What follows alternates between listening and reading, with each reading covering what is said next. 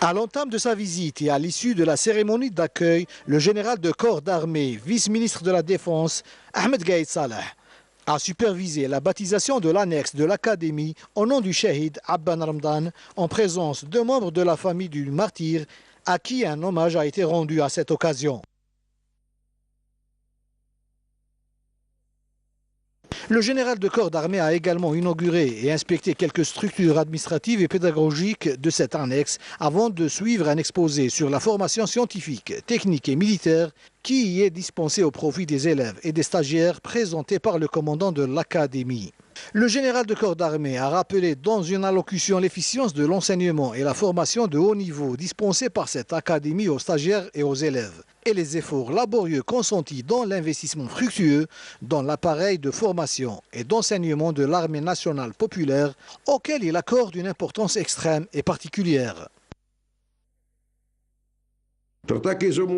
Les qualités de l'élite militaire que nous œuvrons à concrétiser sur le terrain et dont les traits commencent à se manifester et à se former pas à pas avec chaque sortie de promotion,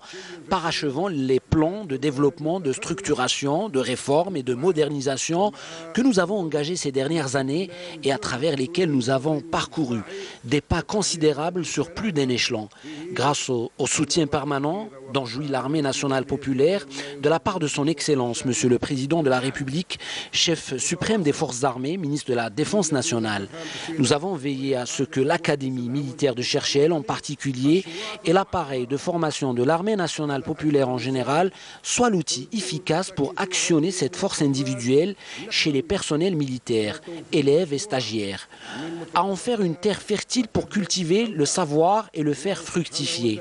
Parmi les impératifs de la réussite, je cite évidemment l'exigence de la pensée positive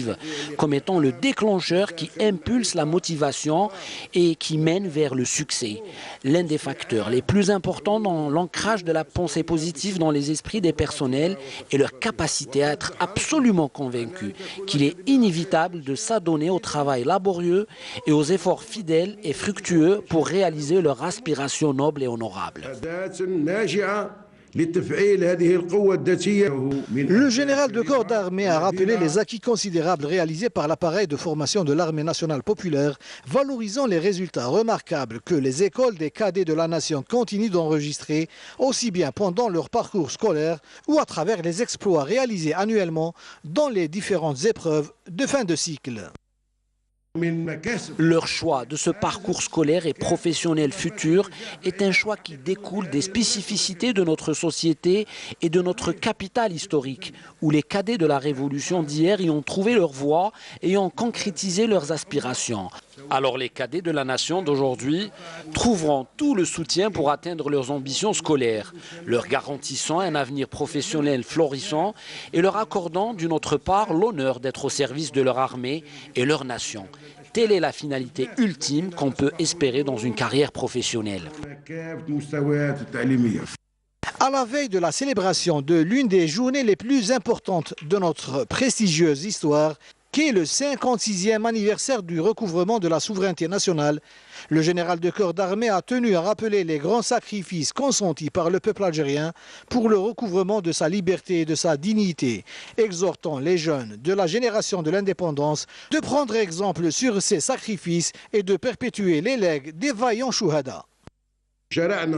Le dessein abject que le colonisateur n'a pu atteindre sur la terre d'Algérie